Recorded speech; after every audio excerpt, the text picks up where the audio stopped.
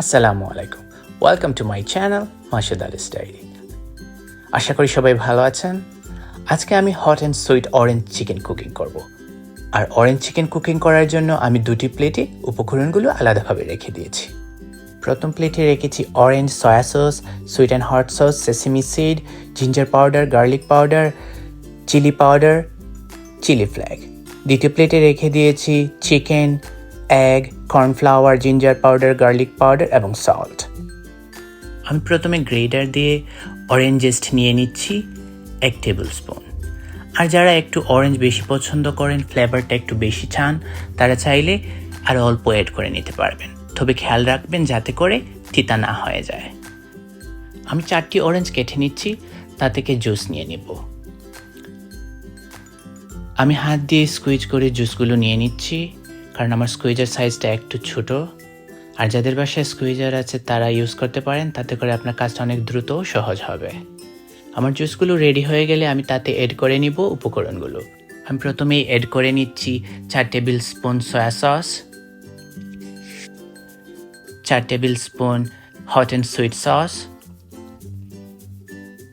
তারপর অ্যাড করে নিব 1 tablespoon chilli flake, 1 teaspoon chilli powder, 1 teaspoon ginger powder, 1 teaspoon garlic powder.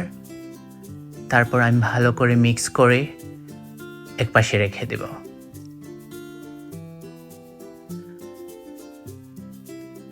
আমি 113 গ্রামের ব্রেস্ট চিকেন নিয়েছি।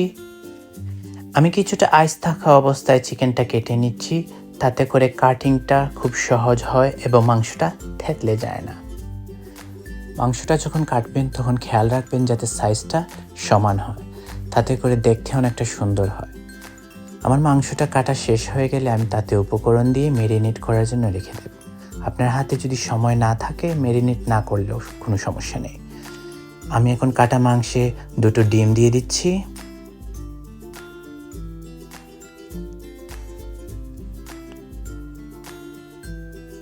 এখন আমি কর্নফ্লাওয়ার অ্যাড করে নেব 1 কাপ।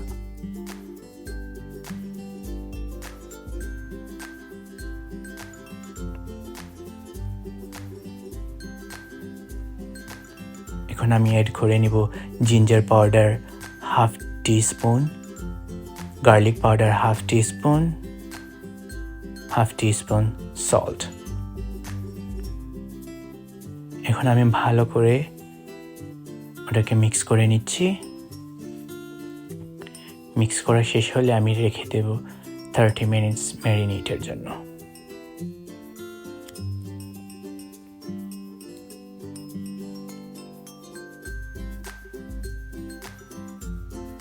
আমি একটা ফ্রাই প্যানে অয়েল দিয়ে দিচ্ছি। আমি একটু ডুবো তেলেই ফ্রাই করব।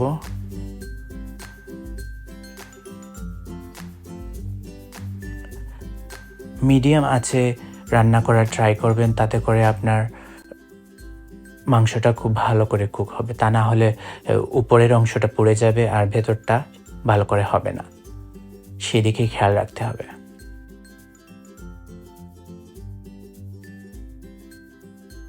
চিকেনগুলোকে একটু সেপারেট করে দিব, যাতে করে একটার সাথে আরেকটা স্টিক না হয়ে যায়। গোল্ডেন ব্রাউন হয়ে যাওয়ার পর আপনি ওগুলোকে তুলে নেবেন। অতিরিক্ত কুক করবেন না।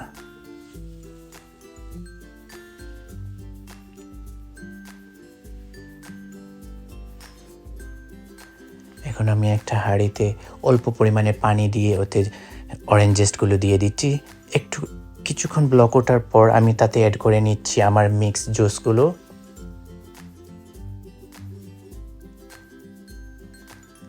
এখন আমি অ্যাড করে নিচ্ছি 4 টেবিল স্পুন সুগার। সুইটটা কিন্তু আপনি চাইলে আপনার চাহিদা মতো অ্যাড করতে পারেন, কেউ কম চাইলে কম, কেউ বেশি চাইলে বেশি।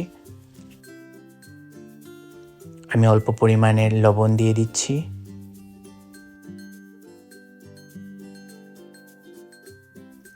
আমি পানি দিয়ে কর্নফ্লাওয়ার অল্প পরিমাণে গুলে দিয়ে দিচ্ছি, যাতে করে আমার জুসগুলো একটু থিক হয়ে যায়। আমি এখন স্প্যাচুলা দিয়ে ভালো করে স্টিয়ার করে নিচ্ছি। একটু ঘন হয়ে যাওয়ার পর আমি তাতে মাংস এড করব। আপনারা দেখতে পাচ্ছেন আমার জুসগুলো ঘন হয়ে গেছে। আমি তাতে এখন চিকেন এড করে নিচ্ছি। চিকেনটা এড করে নেওয়ার পর কিছুক্ষণ রাখবো যাতে করে আমার জুসগুলো একটু শুকিয়ে যায়। তারপর তৈরি হয়ে যাবে আমার অরেঞ্জ চিকেন। আশা করি আপনারা ভিডিওটা পছন্দ করেছেন। যারা আমার চ্যানেলটি এখনও সাবস্ক্রাইব করেননি প্লিজ করে নিন।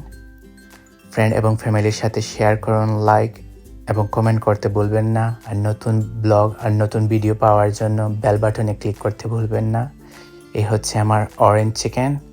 আশা করি আপনারা পছন্দ করবেন আর বাসায় ট্রাই করে দেখবেন। আপনারা সবাই ভালো থাকেন, সুস্থ থাকেন। আসসালামু আলাইকুম।